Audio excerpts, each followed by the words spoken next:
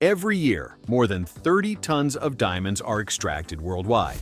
They are the most coveted gemstone in history, an eternal symbol of luxury and power, and it is estimated that the most expensive diamond ever sold exceeded $70 million, a figure that makes it an exclusive privilege reserved only for the wealthiest people on the planet.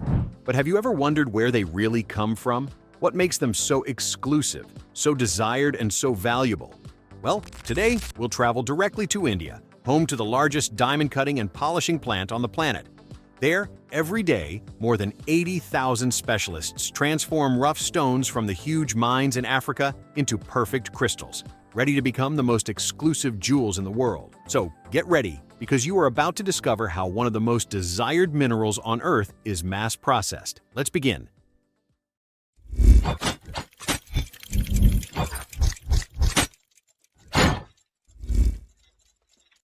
Step 1. The formation of diamonds.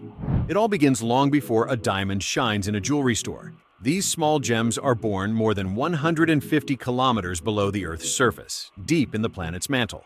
There, the conditions are brutal. Temperatures that exceed 1,000 degrees Celsius and pressure so intense that it transforms the carbon from the depths into the hardest and most brilliant substance ever known to man. But be careful. This process is so delicate that any minimal error could ruin its entire creation. If the pressure or temperature aren't perfect, that same carbon doesn't transform into a diamond, but into graphite, a soft material that is not at all valuable to the industry. For this reason, every diamond is the result of a perfect balance between strength and heat, a balance that takes millions of years to achieve. In fact, many of the diamonds now on display in jewelry stores are even older than dinosaurs. Once created, they still have the most spectacular journey ahead to rise to the surface. The key lies in kimberlite, a volcanic rock that acts as a natural capsule. During violent eruptions, the kimberlite is launched upwards, dragging the diamonds with it, and over time, creating enormous layers of this rock. They are literally luxury projectiles shot from the Earth's core, hidden in stone, waiting to be discovered. Step 2. Diamond extraction. We already know how they are formed, but now comes the most brutal challenge: getting them out of that kimberlite capsule. Diamond extraction is one of the most extreme spectacles in the mining industry, and the surprising thing is that it all begins with a huge explosion. First, enormous industrial drills open holes more than 100 meters deep into the kimberlite layers. Explosive charges calibrated to the millimeter are placed inside them, not too powerful to destroy the gems and not too weak to leave the rock intact. When they detonate, the force is so immense that in a matter of seconds, the solid rock fractures into thousands of pieces, releasing the fragments of kimberlite with the diamonds inside. But the spectacle doesn't end there. Huge trucks come into action to load tens of tons of rock on each trip. At first glance, they look like nothing more than large gray mountains. But the truth is that each load can hide thousands of diamonds waiting to be discovered. All this material is transported to the processing plants near the mine, where the most delicate phase begins, separating the diamonds from the rock. This is a process where every single grain counts, because even the tiniest diamond can cost a fortune. Step 3. Diamond separation. The tons of kimberlite arrive at the plant and are unloaded into huge metal hoppers, ready for the heavy work. Imagine the challenge: finding small luxury crystals hidden among tons of dust and gray stones. First, gigantic industrial mills and crushers grind the rock down into thousands of tiny fragments, releasing the diamonds trapped inside.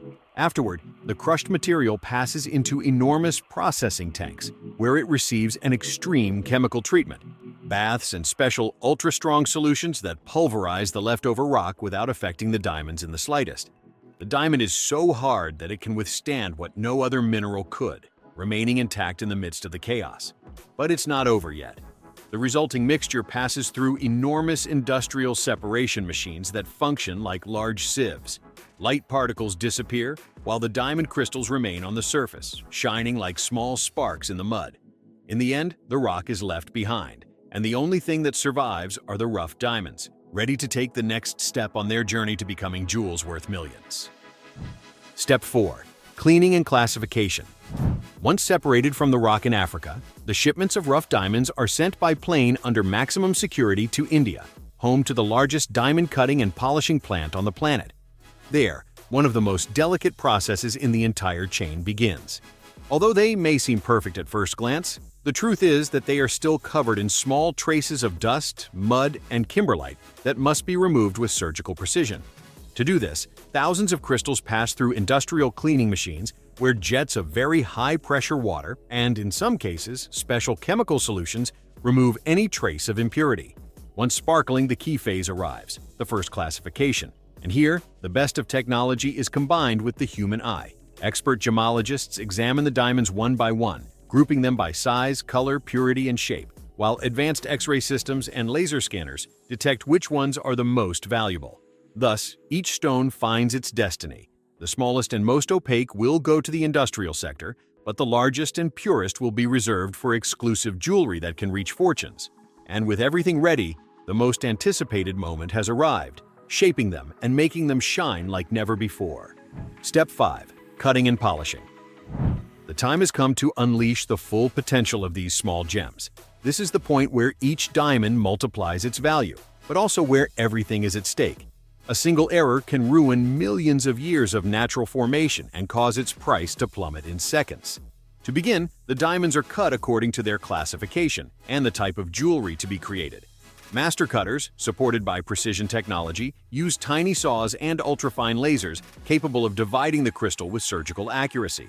Every decision is critical: where to cut, what shape to give it, and how to orient the stone to get the maximum brilliance. A variation of just 1 millimeter can be the difference between a museum-quality jewel and a simple, worthless crystal.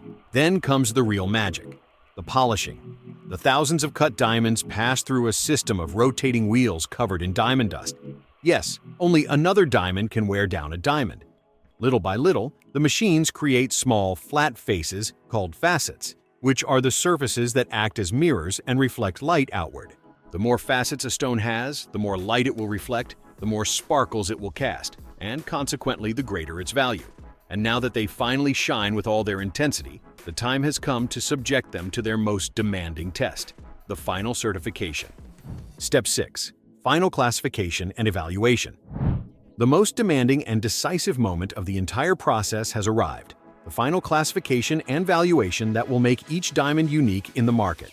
Expert gemologists, with the help of loupes and microscopes, examine each stone in detail, looking for tiny imperfections known as inclusions.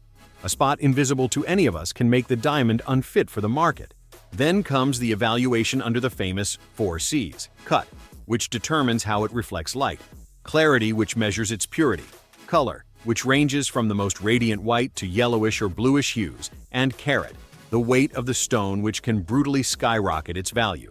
After this relentless examination, each diamond is placed in its exact category.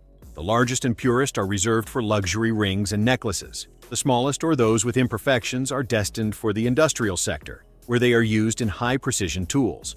And if that weren't enough, before going to market, many are subjected to authenticity tests in laboratories with X-rays and specialized scanners to confirm they are not lab-created imitations.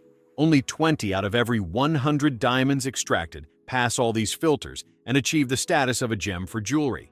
The rest, although beautiful, will never adorn the most exclusive showcases on the planet. Step 7. Distribution and transformation into jewelry. Passing all the quality filters is not the end of the journey. It's the beginning of the most important stage. The diamonds, now valued at millions, must travel their final leg, reaching the hands of those who will transform them into true works of art. These crystals do not travel as simple goods. They do so in armored vehicles with state-of-the-art security systems, followed by specialized escorts. In some cases, they are even transported by plane under ultra-secure protocols, because a single shipment can be worth more than an entire bank. Once in the most exclusive jewelry houses on the planet, their true transformation begins. Master jewelers with surgical precision set each diamond in gold, platinum, or silver. It's not just about holding a stone, it's the art of giving it a new body, designed to reflect light at every angle and dazzle the entire world. The global diamond market moves more than $80 billion a year, an enormous figure that shows how a stone that took millions of years to form underground ends up dominating the modern world as an eternal symbol of luxury and power. Finally, tell us, did you imagine this whole process? Have you ever held a real diamond in your hands? Leave us your answer in the comments, and if you like this video, Don't forget to like, subscribe, and hit the bell so you don't miss the next factory tour.